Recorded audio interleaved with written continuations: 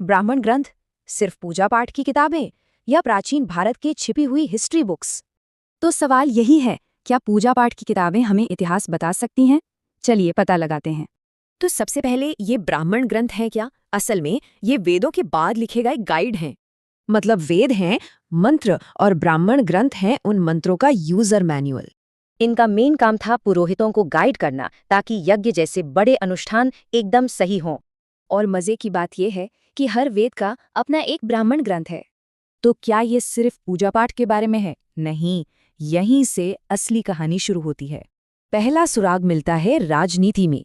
इन ग्रंथों से पता चलता है कि रिचुअल्स असल में पॉलिटिकल पावर थे। ये सिर्फ एक पूजा नहीं थी, ये राजा की पावर को लेजिटिमाइज करने का पॉलिटिकल इवेंट था।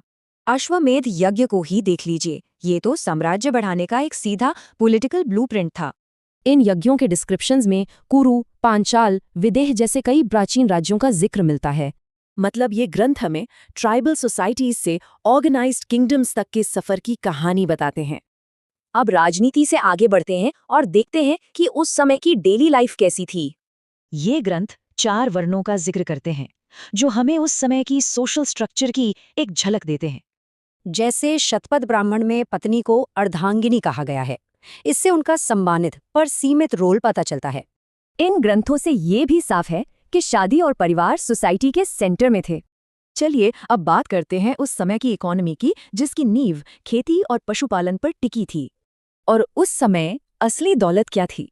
गायें, जो इकोनॉमिक और रिलीजियस दोनों तरह से जरूरी थी। तो दौलत का मतलब था गायें, सोना, जमीन और अनाज। इसी क्रम में तो अपने पहले सवाल पर वापस आते हैं। जवाब अब बिल्कुल साफ है। सोशल स्ट्रक्चर हो, पॉलिटिक्स हो या इकोनॉमी, ये ग्रंथ हिस्टोरियंस के लिए किसी खजाने से कम नहीं। लेकिन रुकिए, इसमें एक बहुत बड़ा कैच है। ये पूरी कहानी सिर्फ एक पॉइंट ऑफ व्यू से बताई गई है, और वो है पुरोहित वर्ग का। तो ये सिर्फ धार्मिक ग्रंथ नहीं, बल्कि प्राचीन इतिहास के एक जबरदस्त सोर्स भी हैं। तो आखिर में एक सवाल, जब हम इतिहास पढ़ते हैं तो असल में हम किसकी नज़रों से देख रहे होते हैं?